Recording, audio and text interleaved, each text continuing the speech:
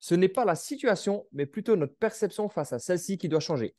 Donc, pour ce nouvel quart d'heure labo, je n'ai pas l'habitude, en général, c'est Adrien qui le fait. Donc, on retrouve Michael Fulum, kinésiologue et entrepreneur et fondateur de Fonction Optimum pour nous parler des clés de la communication pour le coaching. Michael, si tu peux te présenter. Salut. Moi, en fin de compte, je suis kinésiologue, préparateur physique ici au Québec depuis maintenant près de 10 ans.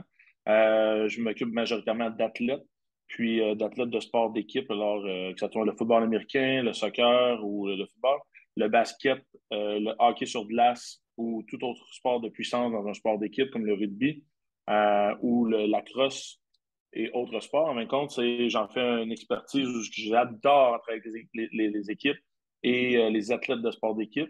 Ça m'amène aussi avec le temps à réaliser que la communication est vraiment une clé pour permettre d'avoir une relation avec l'athlète, mais aussi d'avoir un retour sur investissement. Ce que je veux dire, c'est que ben, si tu communiques bien, s'il y a une connexion qui se passe entre l'athlète et l'intervenant, l'entraîneur, en fin de compte, les résultats sont toujours plus faciles à atteindre parce qu'en fin de compte, il y a une meilleure confiance, une meilleure relation de confiance entre les deux. Et la phrase que tu nous as sortie, en fin de compte, c'est la perception plus que la situation qui est le problème. Mais en fin de compte, en 2023, on en voit de plus en plus.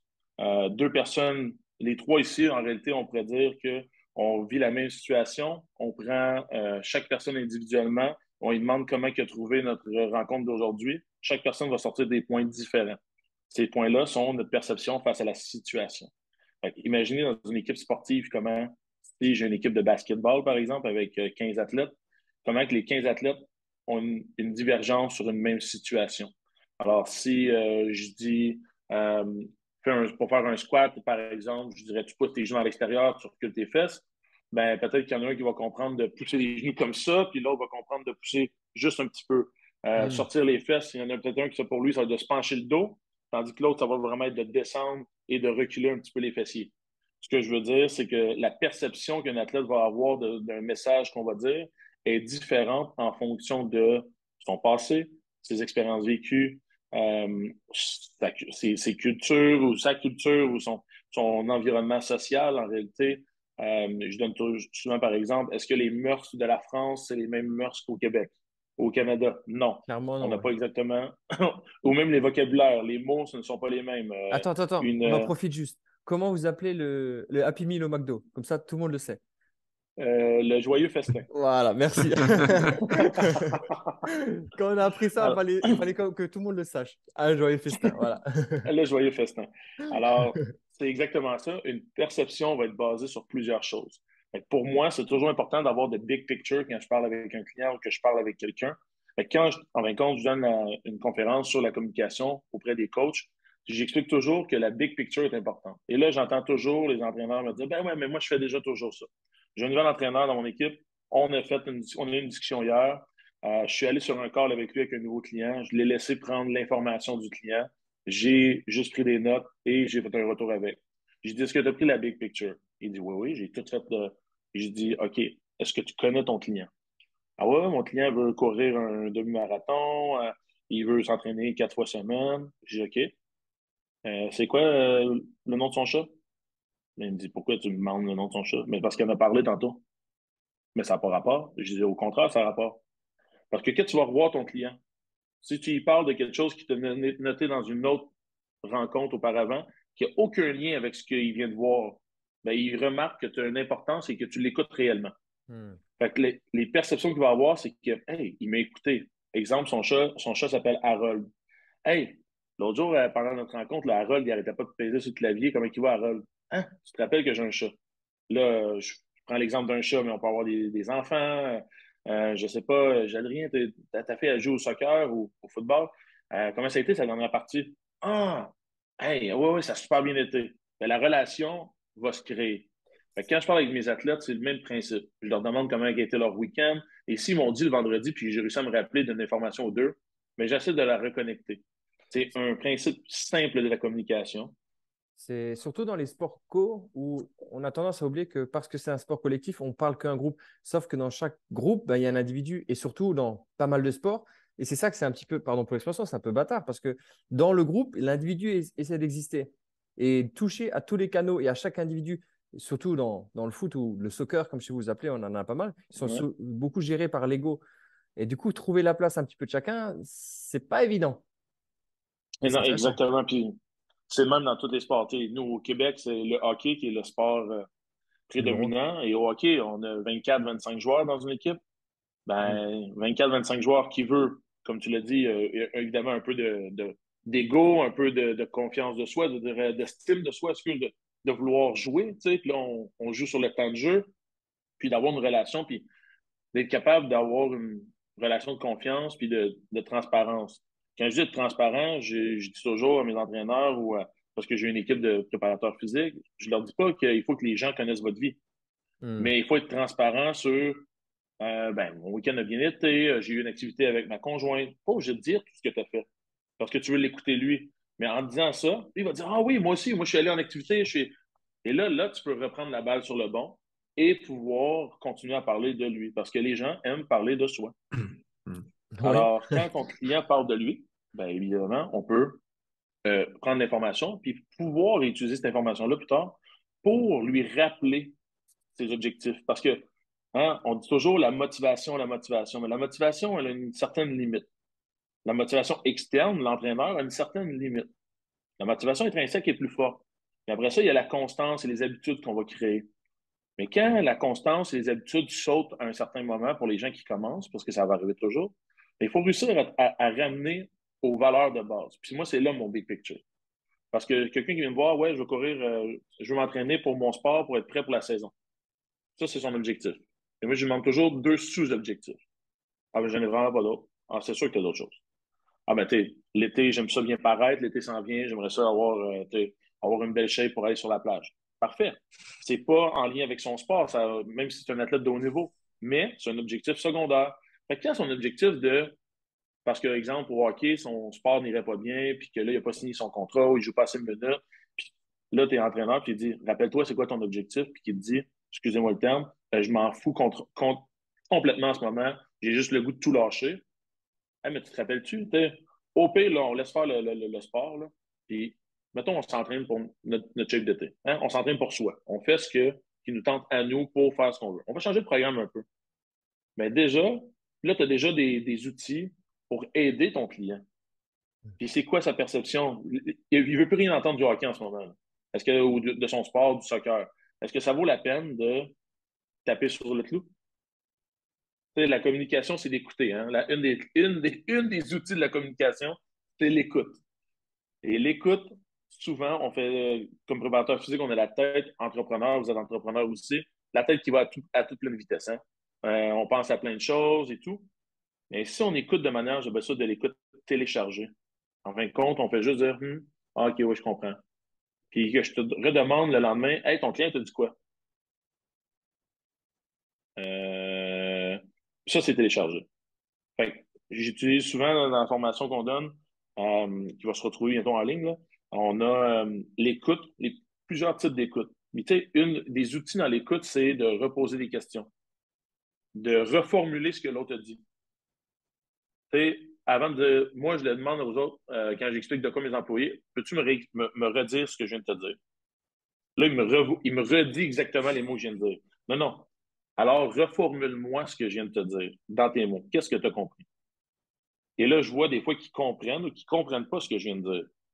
Fait qu'en ce moment, à ce moment-là, là, j'évite de refaire l'étape de frustration de t'as pas compris ma tâche. Mais en réalité, si tu es le leader puis que tu communiques puis que la personne ne te comprend pas, c'est à toi de faire le travail. Fait en tant qu'intervenant, comme coach, ben, c'est à nous de dire est-ce que tu as compris ce que je voulais en disant ça? Oui, tu voulais que je fasse ça. Non, pas du tout.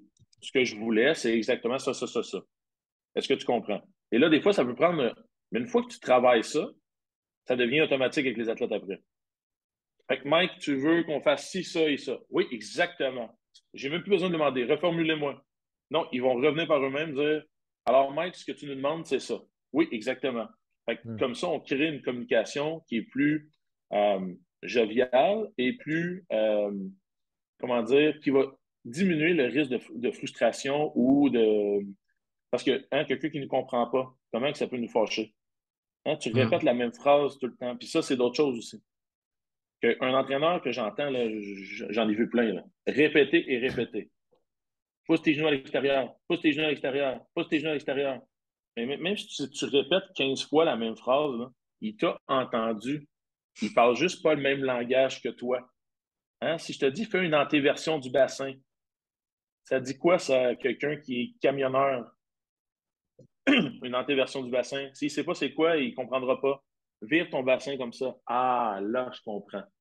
C'est C'est marrant parce qu'après, tu vois, Adrien ne parle pas beaucoup, mais en vrai, il est formé en sophro, en PNL, en hypnose et Ouais, non, mais tous les ça me trucs, parle tu vois. beaucoup parce qu'en fait, c'est des trucs qu'on utilise beaucoup dans ces domaines-là, justement. Mais par contre, moi, ce qui ouais. me parle beaucoup, c'est vrai que une chose toute bête, que peu importe avec qui tu travailles, finalement, c'est juste se placer au niveau du même canal. Si la personne est plus visuelle et si la personne est plus kinesthésique, plus auditive, bah, tu vas pas du tout utiliser le même vocabulaire par rapport à ça.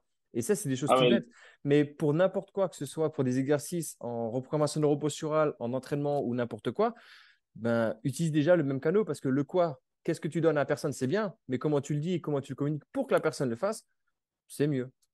exactement. Puis là, tu me parlais de rien. Tantôt, je parlais que j'étais kinésiologue et entrepreneur dans le milieu de l'entraînement, mais aussi mon dada et ma deuxième expertise, c'est tout ce qui est communicationnel. C'est-à-dire que j'ai Hmm. fait ma formation de PNL directement à Londres avec Richard Bandler, Hmm. qui est un des cofondateurs. Je suis allé faire ma formation directement avec lui de coach de PNL. J'ai eu en fin de compte ma certification professionnelle et de coaching en anéagramme, qui est plus connue en Europe, un peu moins au Québec, Hmm. mais j'ai fait 7 ans d'anéagramme pour bien communiquer, bien comprendre les autres. La PNL est mon outil de communication pour m'aider à mieux communiquer aussi. Mais l'anéagramme est tout le background qui m'aide à comprendre qui j'ai devant moi pour utiliser Hmm. les meilleurs outils pour l'aider. Puis c'est un peu là dans ma formation, quand je donne la conférence sur la communication, la première partie de la conférence, c'est sur les types de personnalité. Hmm. Parce que, oui, on connaît les couleurs. En France, le disque, c'est connu. C'est le bleu, jaune, rouge, vert. Un peu. Ouais, Euh, un peu. un peu. Ok, Un non. peu C'est- moins. c'est- Au Canada, c'est ce qui prône. Je sais qu'en D'accord. France, l'anéagramme, c'est quand même bien connu. Ouais, Un un peu peu plus plus. connu, ouais. Hmm. Puis, tu sais, ça fonctionne avec trois intelligences. On est d'accord, l'anéagramme, c'est trois intelligences, c'est le cœur, le corps, la tête. Mais déjà, si tu comprends qu'il y a trois intelligences, et toi, tu te retrouves dans laquelle, parce que ça, c'est la première chose. Chaque entraîneur ou chaque personne en position d'aider quelqu'un doit comprendre qui qu'il est avant de pouvoir aider l'autre. Tu sais, qu'est-ce qui me fait moins réagir quand quelqu'un me dit quelque chose? Parce que si tu ne le sais pas toi-même, puis que là, un client touche un trigger, puis là, tu réagis, puis il n'y a aucune raison de réagir. Puis là, mettons, vous êtes la force d'avoir une équipe, ou vous aussi. Et là, toi, Adrien, tu triggers, puis là, Sébastien, pourquoi? Vous avez des personnalités un peu différentes. Alors, à ce moment-là, c'est ce qui est intéressant. Fait que, tu Hmm. sais, la PNL m'apporte les outils pour pouvoir aider. Bon, si t'es coach en PNL, rien, c'est vrai, je me rappelle, on avait parlé, la dernière fois, on s'est vu. Ben, tu sais comme moi, l'impact des mots sur le cerveau, le mot que je vais utiliser. Tu sais, si je vous dis, là, ne pensez pas à un éléphant jaune en ce moment. Tu Classique. sais, De ouf. Trop tard. c'est échoué parce que la Et, négation n'existe pas dans hmm. l'inconscient. Fait que le cerveau va quand même entendre. Fait que je dis toujours à mes entraîneurs ou aux coachs avec qui je travaille, ouais, au lieu d'utiliser, exemple, je veux pas que tu fasses ceci, arrête de faire cette action et fais ceci. Fait qu'à ce moment-là, tu demandes clairement ce que tu veux, puis tu dis d'arrêter l'action indésirable. C'est le meilleur exemple, c'est un enfant, un jeune enfant. Et il lance sa cuillère au sol. Maman, il redonne. Lance pas ta cuillère. Qu'est-ce qu'il entend? Lance ta cuillère. Il va relancer inconsciemment. Mais s'il comprend l'action arrêter, qui est d'habitude assez rapide chez les jeunes en bas âge, le mot arrêter est souvent un des mots négatifs d'action qu'ils comprennent. Arrête de lancer ta cuillère. Oh, là, il la dépose. Et là, j'ai des gens qui vont me dire, ah, mais c'est l'intention que tu as mis, il a vu ton visage. Le non-verbal va être connecté, effectivement. Cependant, le mot a un impact aussi. Fait que c'est un peu les perceptions ne sont pas la Hmm. situation, mais tu crées les perceptions souvent. Fait Ouais, qu'il faut, Je suis complètement d'accord avec toi. Tu vois, nous, on l'observe vraiment de par le fait que, tu sais, on fait beaucoup de séminaires, on a beaucoup de gens différents qui viennent parce qu'on a à la fois des coachs sportifs, des physios, des ostéopathes, des médecins aussi. Et en fin de compte, euh, on ne peut pas s'adresser à tous les publics avec le même langage. Tu vois, et il y en a, ils nous le disent des fois quand ils font la formation, ils disent, ah, putain, j'ai dû quand même regarder sur Google la signification de telle chose parce que nous, dans notre corps de métier, on le dit différemment. Et en fin de compte, si on fait que utiliser des mots, bon là, ça touche pas trop c'est pas grave, tu vois, mais si on est dans une action de communication et qu'on veut discuter avec quelqu'un et en tirer quelque chose, si n'utilise que des mots qui ne lui conviennent pas, bon, on risque de se mettre la personne, pas à dos, mais de l'éloigner de l'objectif, quoi. Exactement. Elle va être moins engagée, du moins. Ouais, c'est ça. C'est ça. Et ça prend du sens quand tu es coach. Et que, comme tu disais, là, que tu dis tout le temps, tu répètes tout le temps les mêmes consignes. C'est qu'à un moment, c'est que ça fonctionne pas si tu dois tout le temps répéter la même Exactement. consigne, quoi. Ah, Alors, c'est super intéressant. l'exemple que je donne souvent, c'est le deadlift. Hein, on sait le deadlift, le Romanian deadlift ou le deadlift jambes tendues, ou je sais pas comment vous l'appelez au Québec, là, pas au Québec, en France, Euh, mais Très bien, soulevé de terre, on dit. soulevé de terre, bon, le soulevé de terre jambes tendues. Fait que le soulevé de terre jambes tendues, tu sais, si quelqu'un dit il faut que tu gardes les jambes tendues puis tu descends. Versus Hmm. si je te dis recule les hanches vers l'arrière. Et là, quelqu'un dit recule les hanches, il comprend pas trop. Et là, je te dis, OK, va toucher un mur. Et là, il recule les fesses exactement comme je voulais, parfaitement. Mais quand je disais de reculer les fesses, les hanches, je ne comprenais rien. Mais j'ai dit, va toucher un mur, poup, tout est compris. En Hmm. réalité, j'ai juste parlé dans son langage. C'est un peu comme tu le mets dans ton physio, médecin, coach sportif. On utilise peut-être un même mot, mais qui ne veut pas dire la même chose. Fait que là, quand quelqu'un te le nomme, fait que je sais pas, moi, un médecin dit ce mot-là, pour nous, ça veut dire telle chose.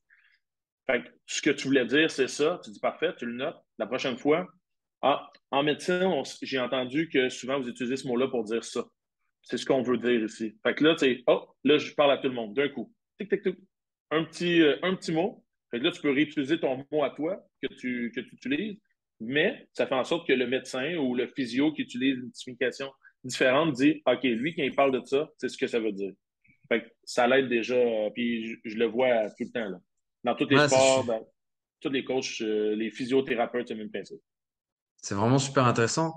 C'est dommage que qu'on arrive à la fin du quart d'heure OK, parce que déjà 15 minutes. C'est j'aurais adoré qu'on parte aussi un peu sur l'énéagramme parce que l'énéagramme c'est super intéressant en fonction du profil type on va en faire un de deuxième. pouvoir parler à la personne. Mais ouais, ça sera avec plaisir qu'on puisse en rediscuter, tu vois.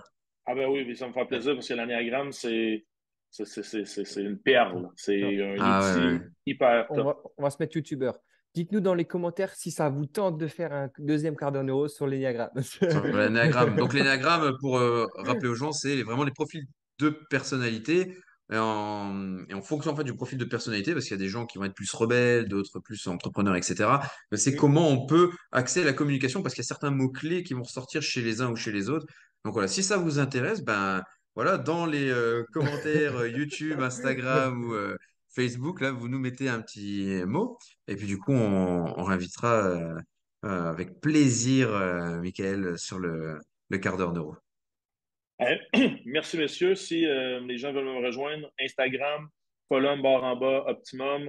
Mes deux pages, fonction barre en bas, optimum et optimum.éducation. En fin de compte, c'est nos trois pages Instagram. Une est de formation. Optimum Éducation, c'est la formation continue. On a des formations en ligne pour les préparateurs physiques majoritairement. Fonction Optimum, c'est notre page de préparation physique pour nos clients. Et on fait des suivis à distance. Puis moi, personnellement, je suis très actif sur les réseaux sociaux. Instagram, Facebook. On s'en vient bientôt, nous aussi, sur YouTube et Génial. avec un petit podcast. On va inverser les rôles bientôt. Merci Yes. beaucoup, merci de m'avoir Génial. accueilli. C'était super et toujours un plaisir de vous voir, de vous parler. Un grand Ouais, Merci. plaisir. De toute façon, on carrément. va se voir en Carrément. Et pour live les... en juin pour notre premier Ouais, atelier à Montréal. il faut pas Oui, hésiter à aller voir Michael parce que c'est un super personnage. Donc, on a eu la chance de te rencontrer. On va te revoir bientôt. Et c'est vraiment un super personnage, très intéressant. Et donc, voilà, hâte de pouvoir échanger de nouveau avec toi rapidement. merci, messieurs. À Merci. bientôt. Ciao, ciao. Bye.